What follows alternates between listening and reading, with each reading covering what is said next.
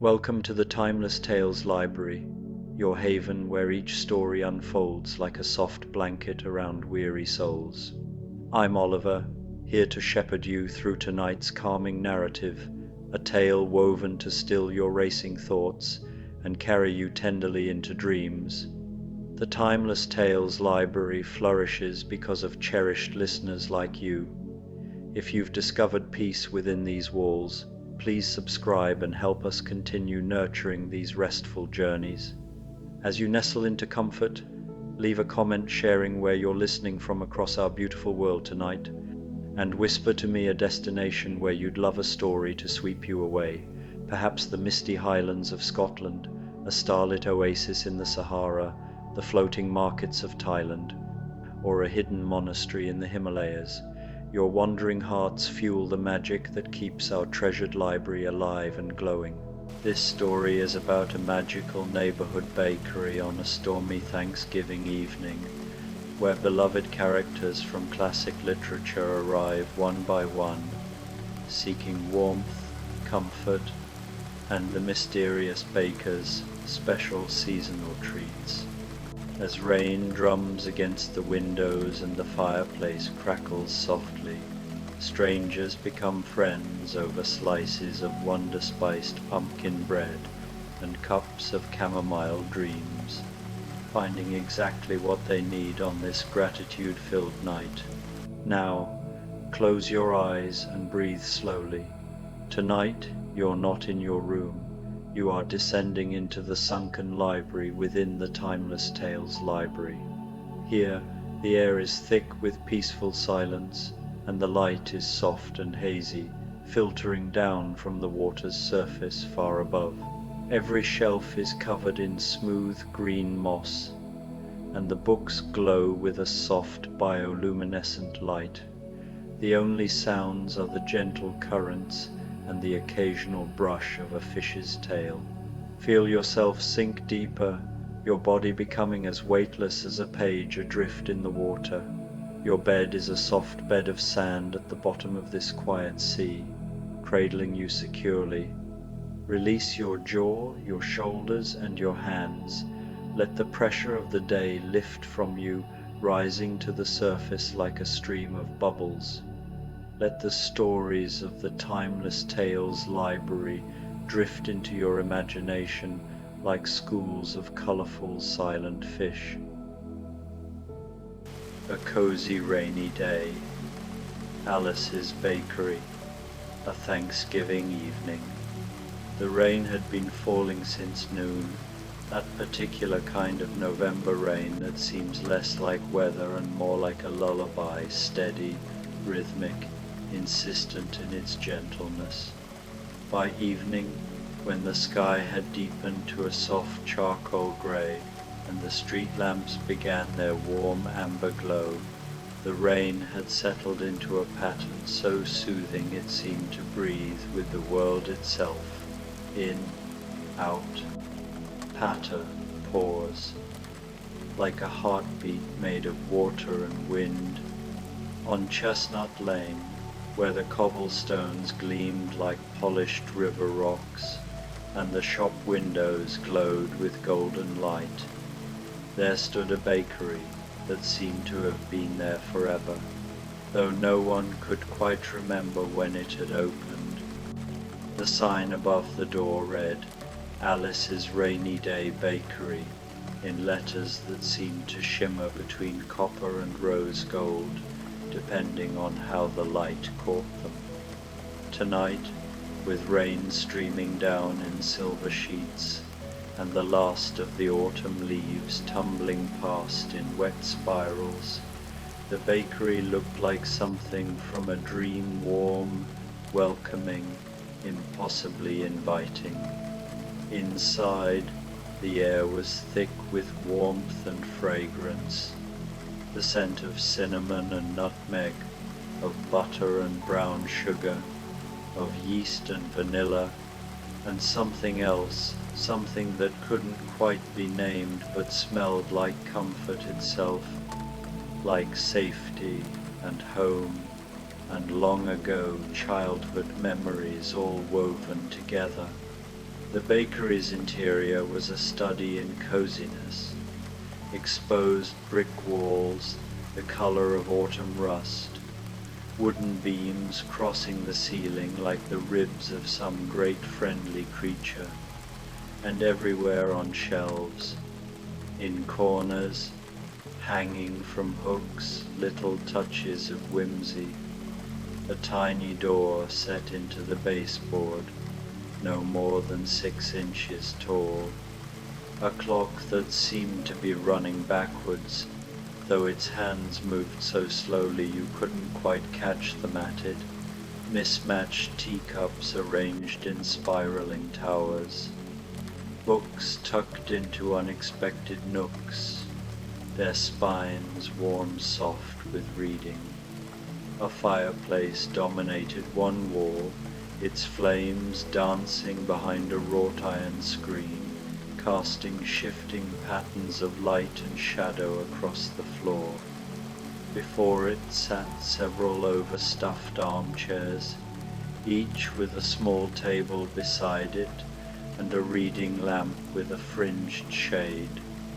The chairs were upholstered in deep jewel tones, burgundy, forest green, midnight blue, and each one had a soft throw blanket draped across its arm, just waiting for someone to curl up beneath it. The main counter ran along the back of the shop, and behind it, visible through an archway, the kitchen glowed with even more warmth.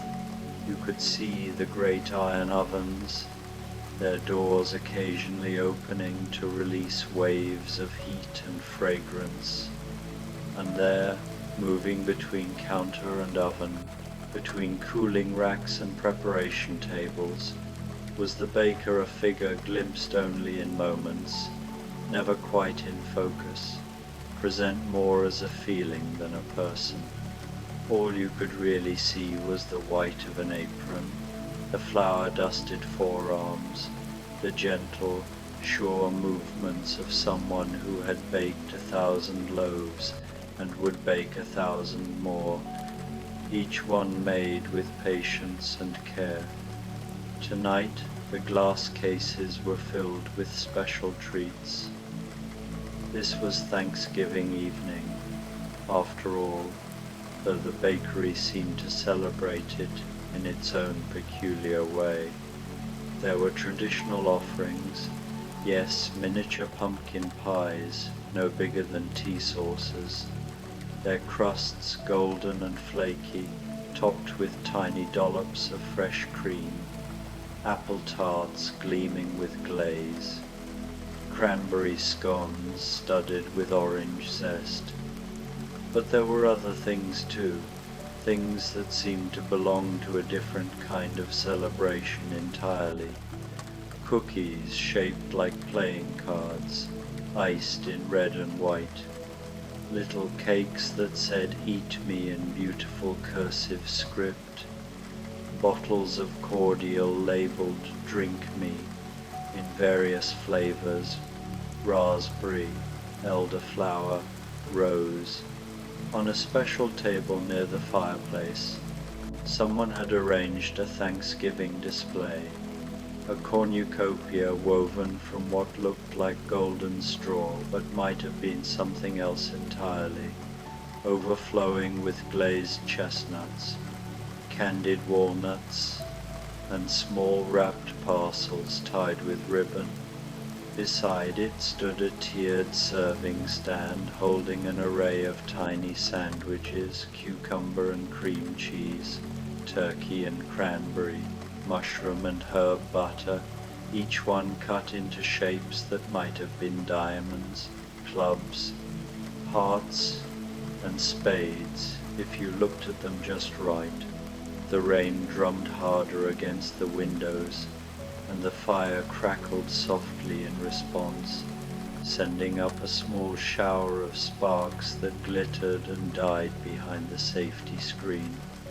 The bakery waited, warm and patient, as if it knew that on a night like this, someone would surely come. And someone did. The bell above the door gave a soft chime, barely audible over the rain, and a girl stepped inside, closing her umbrella with a practiced shake that sent droplets spattering across the doormat. She was perhaps 7 or 8 years old, with blonde hair that fell just past her shoulders and a sensible blue dress that was nevertheless soaked at the hem. She wore black Mary Janes with a small buckle, and as she looked around the bakery, her eyes grew wide with wonder. "Oh," she breathed, and it was less a word than an exhalation of pure delight.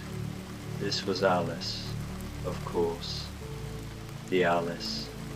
The one who had fallen down rabbit holes and attended impossible tea parties, who had grown and shrunk and grown again, who had spoken with caterpillars and played croquet with flamingos and somehow found her way home again, though the journey had changed her in ways she was only beginning to understand.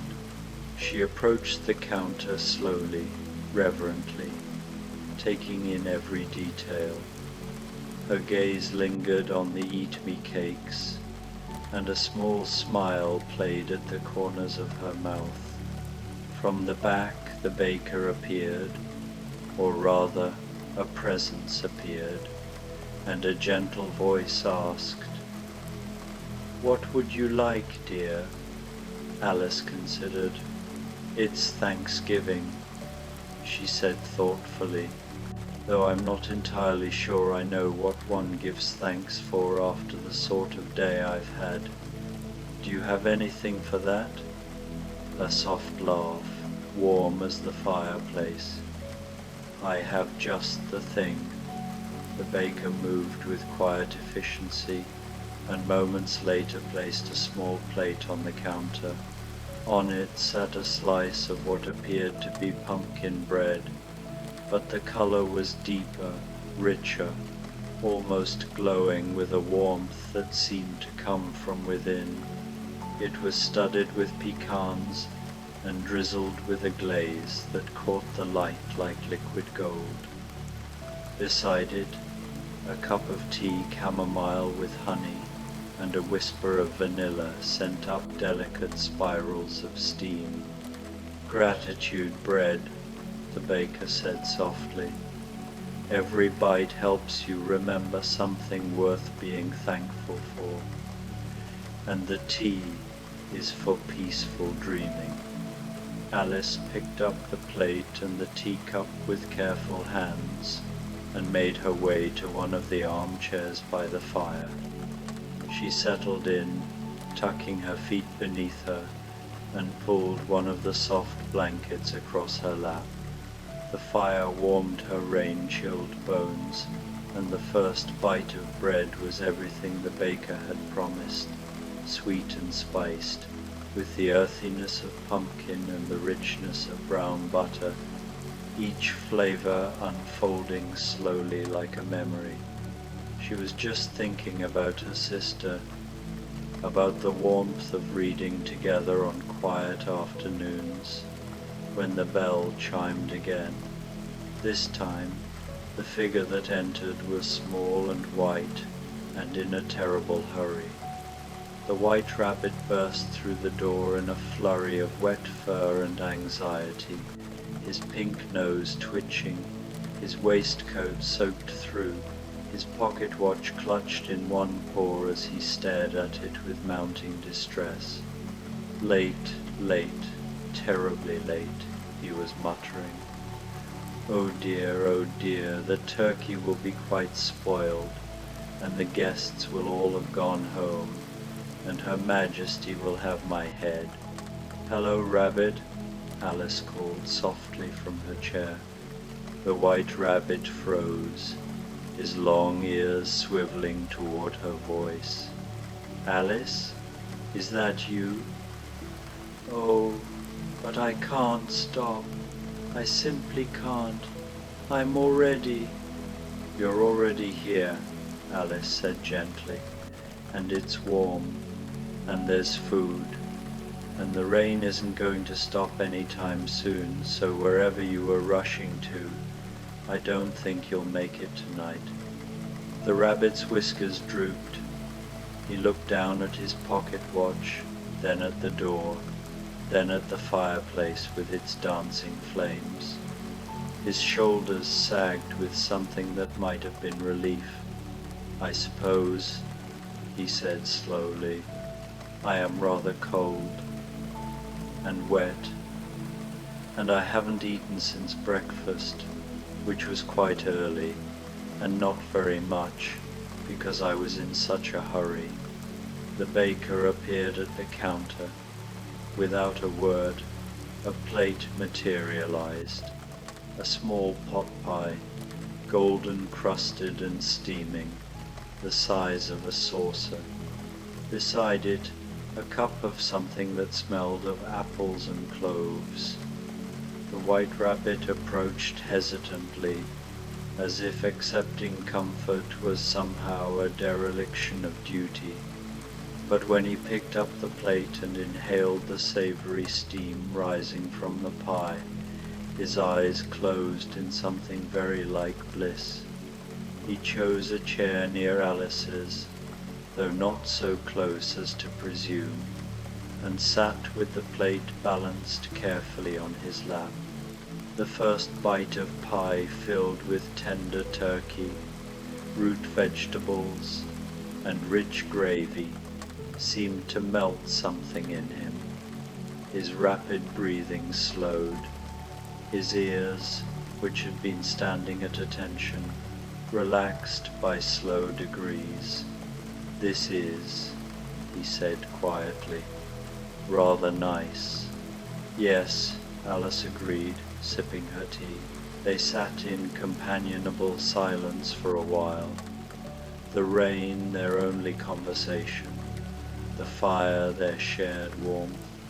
Outside, the storm continued its gentle percussion against the windows, each gust of wind sending leaves tumbling past in copper and gold spirals. The bell chimed a third time, though the door didn't appear to open. Instead, a smile appeared, first just a smile, floating in the air near the doorway, white teeth gleaming against the shadows.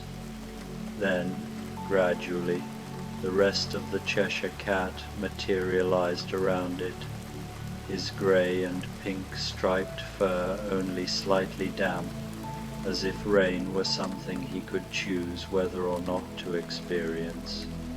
"Well, well," he purred, his tail curling in a languid S. "Fancy meeting you here, Alice. And the rabbit too. How delightfully unlikely. Or was it inevitable? I can never quite remember which." "Hello, cat," Alice said, not at all surprised.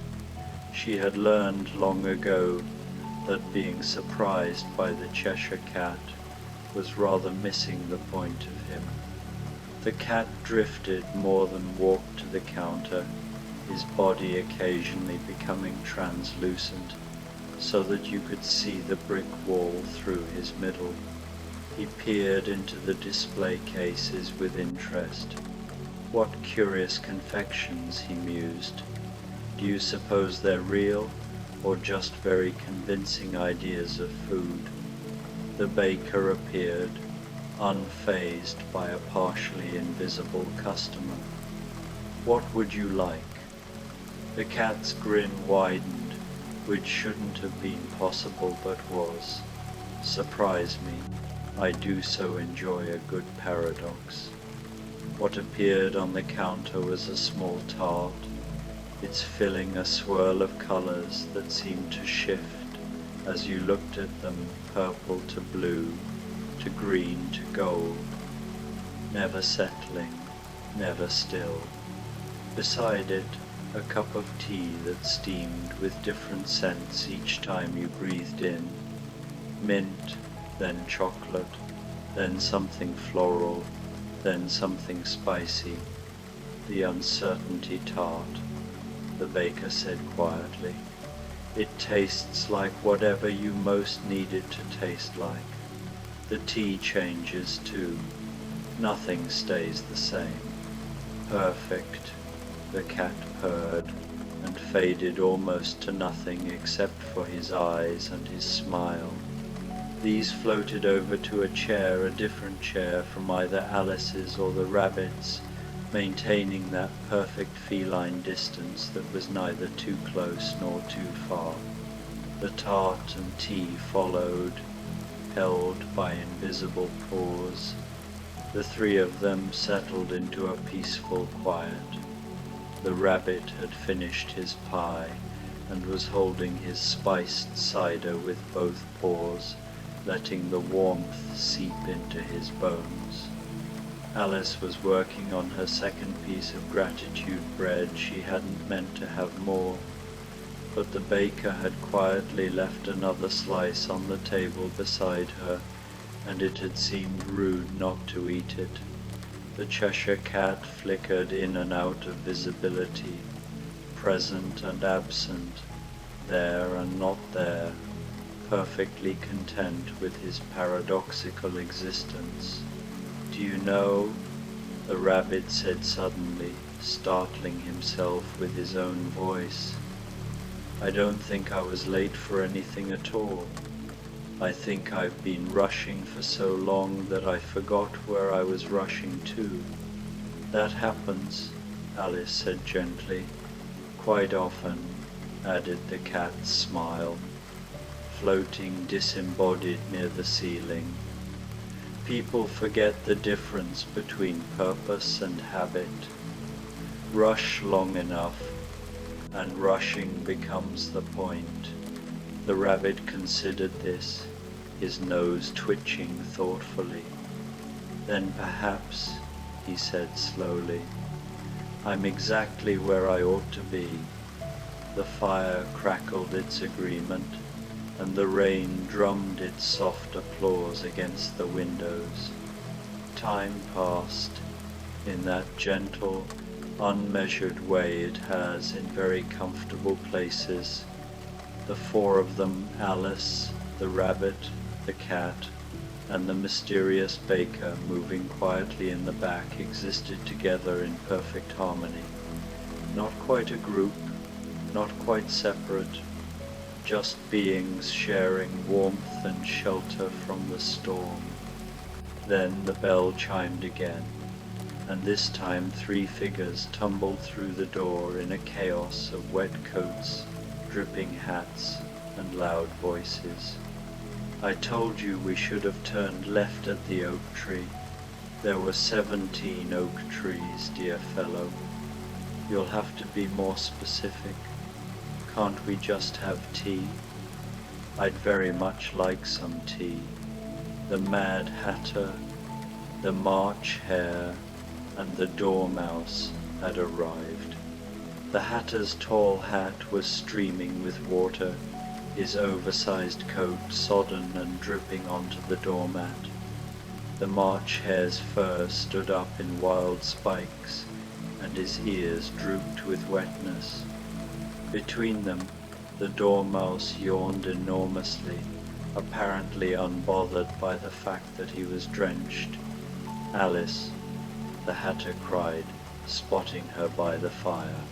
"And the rabbit," and he squinted at the fading and reappearing cat. "Some portion of our grinning friend. How absolutely perfectly mad. We were meant to host a Thanksgiving tea party, you see, but the weather was quite uncooperative, and the March Hare insisted on taking a shortcut that turned out to be rather more of a long cut, and here we are. Wherever here is," added the March Hare, shaking himself like a wet dog and sending droplets flying. "I'm sleepy," murmured the Dormouse. Alice couldn't help but smile. "This is Alice's rainy day bakery," she said, "and you're very welcome. There's food and tea and a warm fire." The baker appeared at the counter and this time there was an almost audible sense of preparation, as if the kitchen itself were rolling up its sleeves. What emerged, carried on a large tray, was a proper Thanksgiving tea service, but done in the delightfully mad style that these three required.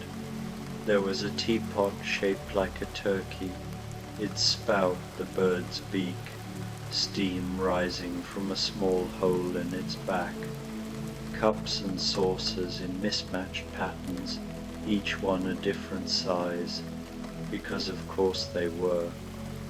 A tiered stand holding miniature sandwiches cut into impossible shapes, pentagons, trapezoids, crescents, tiny pies that seemed to be savory and sweet all at once, biscuits that spelled out nonsense words in icing, and in the center a small cake decorated with playing cards made of fondant, each one showing a different suit. "Oh my," breathed the Hatter. "Oh yes," agreed the March Hare. "Oh good," yawned the Dormouse. "Tea." They claimed a small round table near the fireplace, and soon the sounds of their tea party joined the ambient music of the bakery, the gentle clink of cups, the murmur of conversation that might have been profound or might have been complete nonsense with them. It was always hard to tell. The occasional giggle or philosophical proclamation. "What are you grateful for?" the March Hare asked suddenly, addressing no one and everyone. The Hatter considered, a tiny sandwich halfway to his mouth. "Hats," he said seriously, "and tea, and rain, because without it we wouldn't have found this place. I'm grateful for sleep," the Dormouse mumbled, though his eyes were already closing.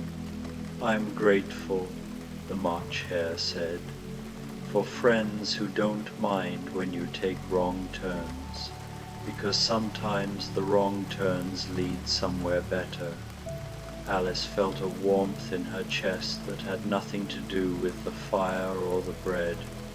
She looked around the bakery at the rabbit sipping his cider with a peaceful expression she'd never seen on him before, at the Cheshire Cat's smile glowing softly near the ceiling, at the chaotic but joyful tea party happening at the round table, at the baker moving quietly in the background, providing exactly what each person needed.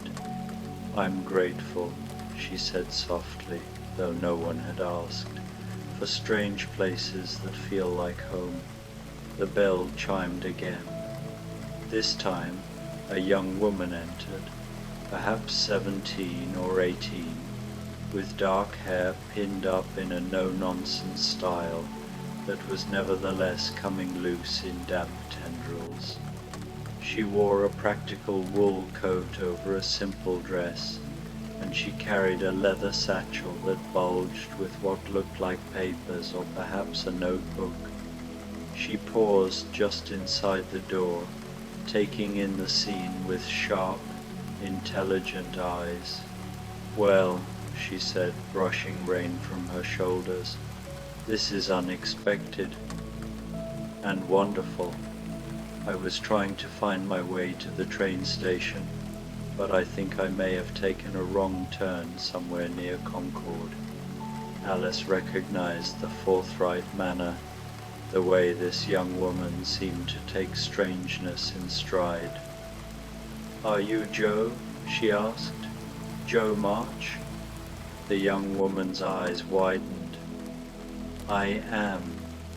How did you—" She looked around again, noting the Cheshire Cat's floating smile, the white rabbit in his waistcoat, Alice herself, and understanding dawned.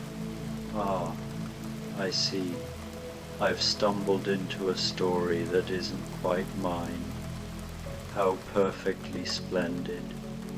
Joe March, who had written stories and dreamed dreams, who had cut her hair to help her family and refused to make herself smaller for anyone, who knew that the best adventures were the ones you chose for yourself.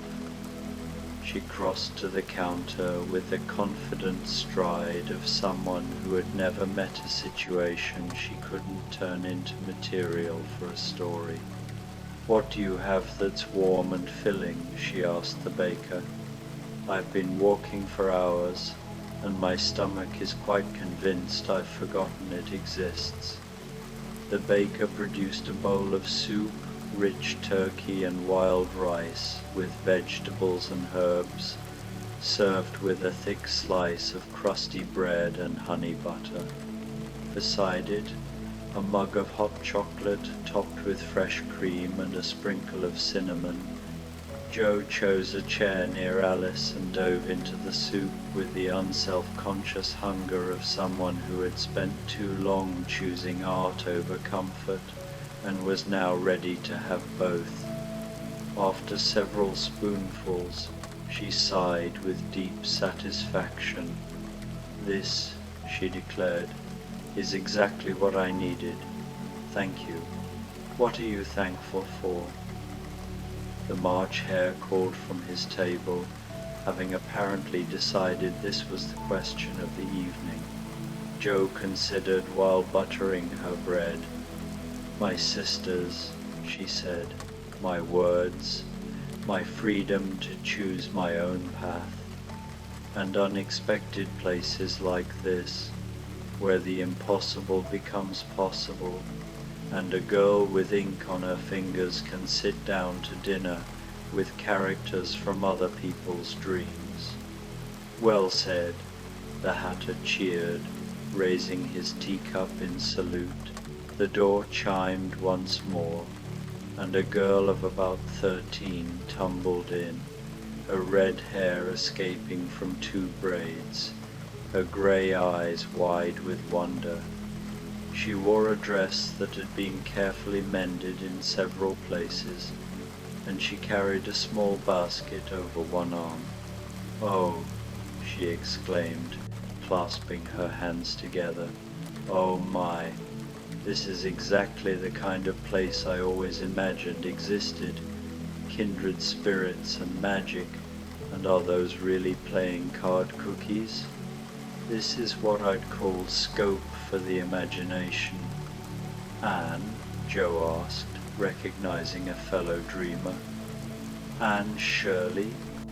Anne of Green Gables, who had renamed herself and reinvented herself, who saw beauty in everything and spun the ordinary into the extraordinary with nothing but words and wonder. She practically danced to the counter. "Yes. Have we met?" "No, we haven't, but somehow I feel like I know you, which is the very best kind of meeting someone, don't you think? And is that, oh gracious, is that a real Cheshire cat?" She spotted the floating smile and nearly vibrated with excitement.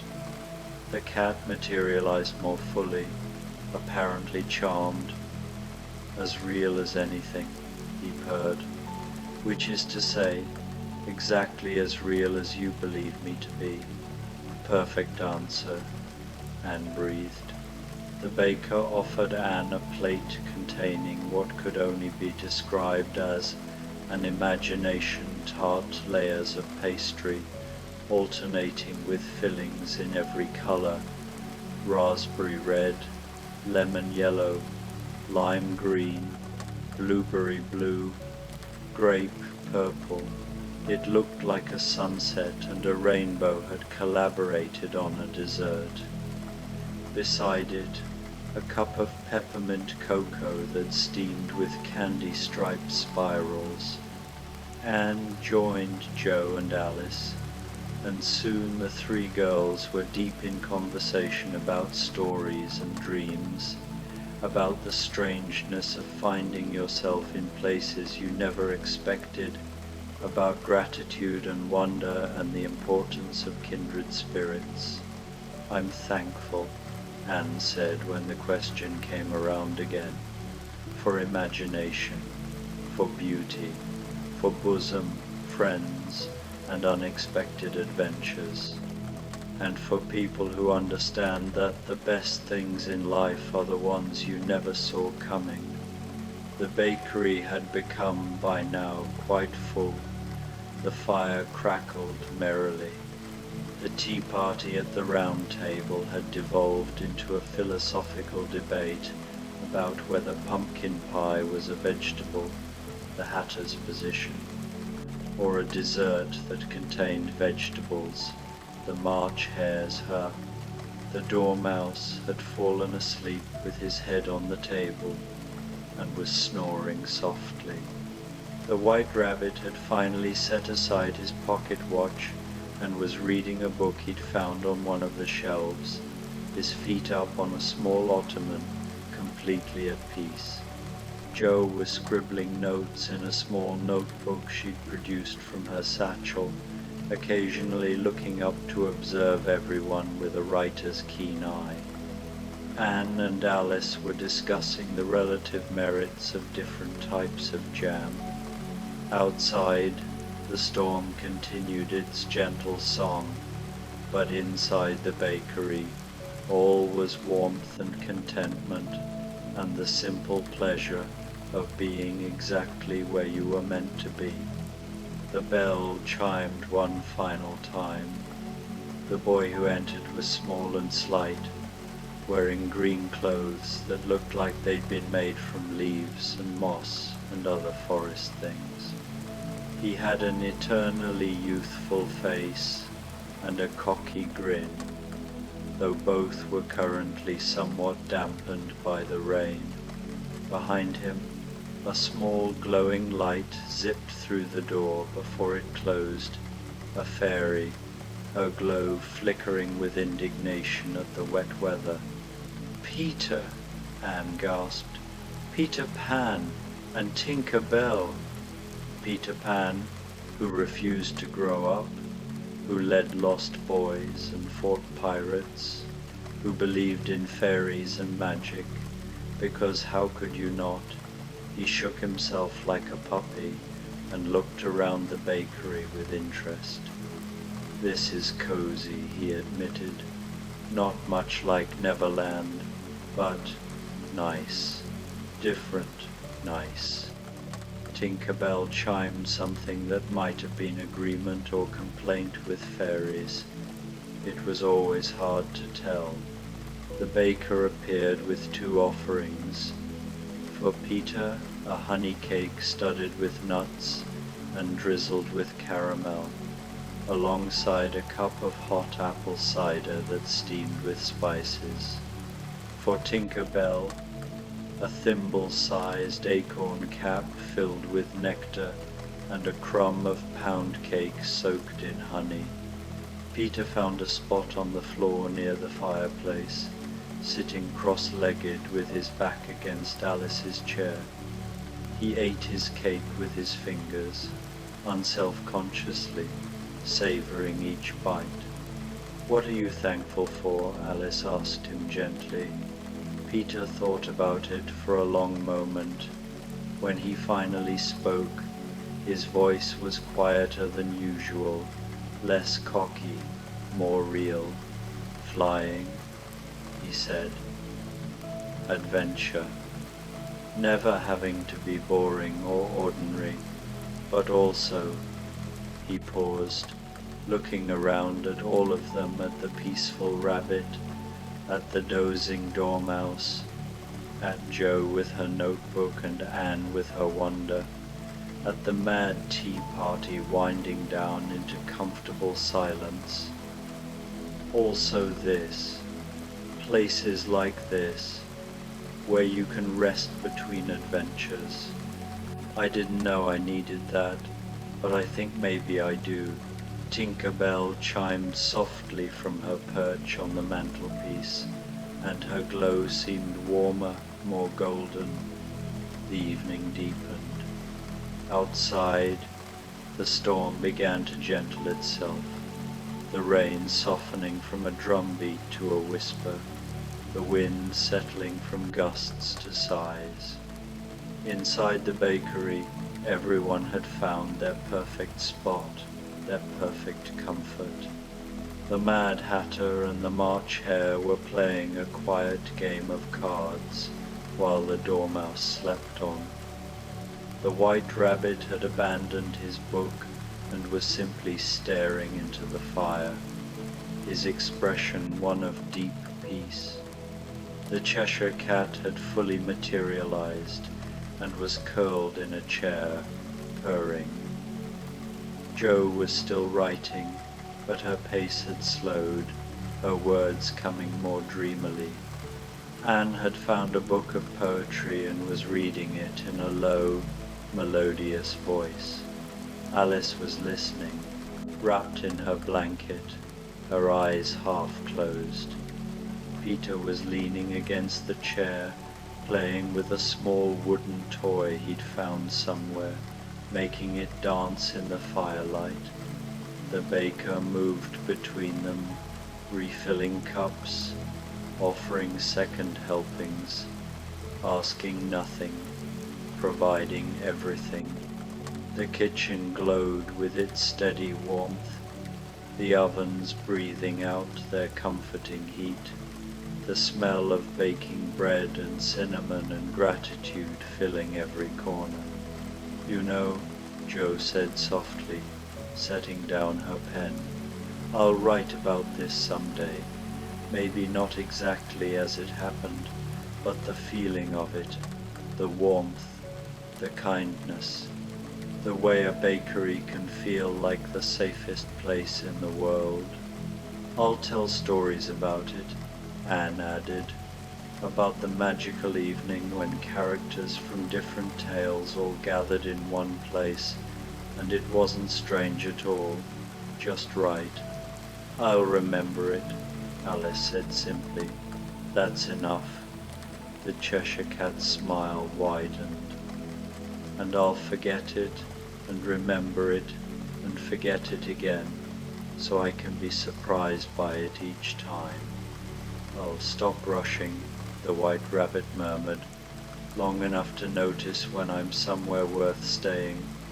Peter didn't say anything, but he moved closer to the fire, and Tinker Bell's glow brightened, and that seemed like its own kind of promise. The baker emerged from the kitchen one final time, carrying a large platter. On it were small parcels wrapped in brown paper and tied with string, one for each of them. No names were written on the packages, but somehow everyone knew which was theirs. "For the journey home," the baker said softly, "whenever you're ready to take it." They accepted the parcels with quiet gratitude, setting them aside for later. No one was ready to leave yet. The storm had passed into the gentlest of rains, but the bakery was still warm, still welcoming, still exactly where they all needed to be. Alice looked around at all of them, her old friends from Wonderland, her new friends from other stories, all gathered here on this Thanksgiving evening in a bakery that existed somewhere between reality and dream. She thought about gratitude, about wonder, about the unexpected ways that kindness appears when you need it most. "This," she said softly, "has been the most wonderful evening."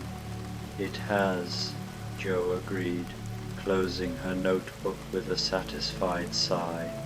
"Perfectly splendid," Anne added, her grey eyes shining. The fire crackled lower, its flames dancing gently, casting soft shadows. The rain whispered against the windows like a lullaby. One by one, the assembled characters settled deeper into their chairs, their cushions, their chosen spots. The Dormouse was already asleep. The March hare's head was nodding. The white rabbit's eyes were closed, his breathing deep and even. Peter had curled up on the floor with his head on a pillow someone had provided, Tinker Bell's glow dimming to the softest nightlight beside him. The Cheshire Cat faded to just a smile, just eyes, just a presence, comfortable in his own particular way of existing. Jo set aside her pen and pulled her blanket up to her chin. Anne closed her book of poetry and let it rest in her lap, her hands folded over it. Alice finished the last sip of her chamomile tea and snuggled deeper into her armchair, the fire's warmth washing over her like a blessing.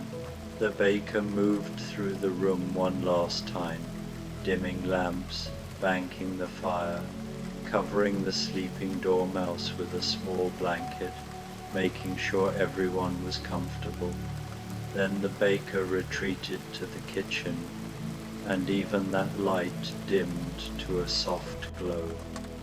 Outside, the rain had become the merest whisper, a gentle percussion that was less sound than feeling, a rhythm that seemed to synchronize with the breathing of all the sleeping characters. The storm had passed. The world was washed clean, and in Alice's rainy day bakery, on this perfect Thanksgiving evening, a gathering of kindred spirits from across the pages of literature rested together in perfect peace. The fire breathed softly, the rain whispered its good night, and the bakery, that impossible, wonderful place where magic and comfort were the same thing, kept watch over them all as they drifted into the gentlest, most grateful of dreams. In the morning, they would wake, they would open their parcels and find inside exactly what they needed for their next adventure: a compass, a map, a jar of honey, a new notebook, a perfectly restored hat, whatever it was. They would thank the baker, who would smile and wave them off with the promise that the door was always open, the fire always burning, the kettle always on. But for now, on this stormy Thanksgiving evening that had become a peaceful, grateful night, they simply rested, together, safe, warm, home,